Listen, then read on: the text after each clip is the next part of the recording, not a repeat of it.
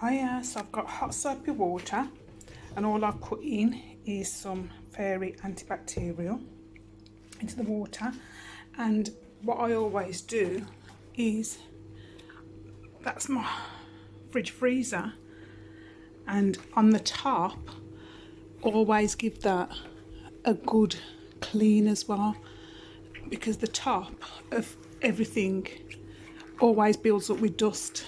People forget about the top of things, so always just give that a good wipe down with just some hot soapy water, and I do that twice a week.